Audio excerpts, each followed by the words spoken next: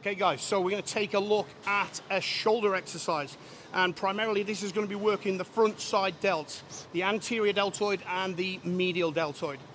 Now this is a plate loaded shoulder press, but to be fair, when I get into the exercise itself, the principles will be the same as if I'm using a stack based machine and I've altered the pin setting on that machine.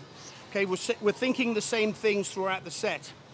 Now, before we start the set, I've got to think about the seat height. Now, as you can see here, if I sit myself down, I'm going to struggle to get in and out of this machine. It's a little bit awkward. Potentially could get injured as well. So I've got to lower this seat down. Now, if I go too far with that, you'll see that when I get into my set, I'm not able to work through a full range of movement because that stops me going any deeper in that position. So I need to be somewhere in between. So let's go with that. Now, nice wide stable base with the feet, and again I can get under these handles nice. Head back, shoulder blades back, and I'm going to drive those hands upwards, and the elbows will come in towards the ears.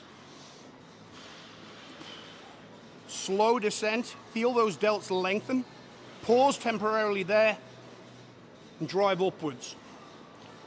Now, one thing you mustn't do on this exercise is make the mistake of thinking about what's in your hand. I really want you to get a feeling of what your shoulders are doing every stage of every rep. So in that position there, all the fibers are lengthened. And then when I contract and drive those elbows in, the muscles shorten. Now, while I'm working my way through the set, I'm really thinking about what I'm feeling during the set. So lengthening, pause, shortening. Lengthening, pause, shortening, lengthening, pause, shortening. Now the reason I pause, I don't want to be bouncing out of that position. When we bounce, that creates momentum, and momentum comes from joints.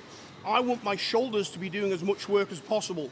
So that's why I'm stopping in that transition and then contracting or activating those delts and contracting those handles upwards and my elbows inwards.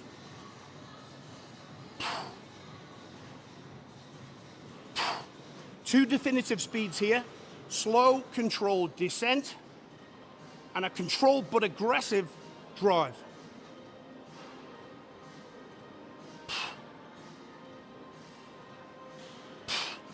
Okay, so like I said, if this was a stack-based machine with a pin and you're altering the weight on the stack, the principles are the same. Once you get the setup done, you think about the same things throughout the set. Okay, so that's the plate-loaded shoulder press.